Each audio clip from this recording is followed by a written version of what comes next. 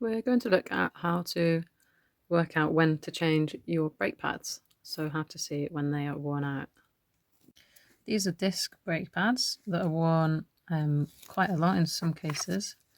This has worn so much that the metal beneath the material has started to shave off. These ones are also quite worn because there's about 1 millimeter of braking material left there. And similarly here. With new pads, you should have a good few millimeters of material for braking on. This is an example of one type of V-brake pads. They've got wear line here, so basically the end of these indents, when that much rubber's worn down, you need to change them. So you can see the indents there. There's loads of rubber to play with. This is a pair that have been worn down quite a lot, so there's not much rubber left. This is another type of V-brake that's also worn down.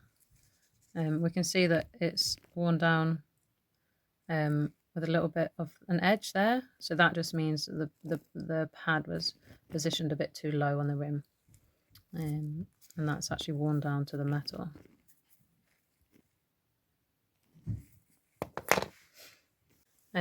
These are a type of road brake pads. They've also got these wear lines in the shape of an X. Another type of road rims, these have got these arrows and indents. Again, sort of, they all got very similar idea. This is a pair that have been worn down. This style of brake pad has a removable rubber section. So if you loosen that Allen bolt there, you can slide out the pads and put in some inserts. So this is one type of insert as well for a V-brake pad. So it's just the rubber. So you can save the metal shoe and just replace the rubber bits. Or you can get whole replacement bits like this. And this is just another style, more common on cantilevers. Again, nice big indents. When they're gone, it's time to change. In order to check whether your disc brake pads need changing, you will need to remove the wheel from the frame.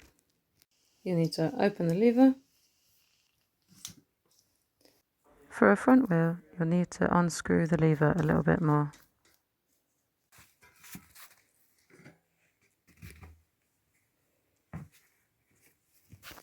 And then it's useful to shine a torch in here and just see if there's much material left on the pads. For the best way to inspect a V-brake pad, it's best to release the brakes here to have a good look. The best way is to push the arm with one thumb and pull the noodle with the other, and you can be quite forceful. Then you should be able to pop them open. To have a look at your brakes on a cantilever, find your quick release cable, pop it open. And for road brakes, you should be able to do your quick release there.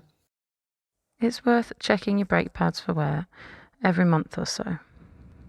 As with most things on the bike, it will depend how often you cycle and what the conditions are like as to how often you'll need to change your brake pads. On average, you'll need to change them once or twice a year. If you don't change your brake pads regularly, you risk wearing down the metal on the rim of your bike wheel.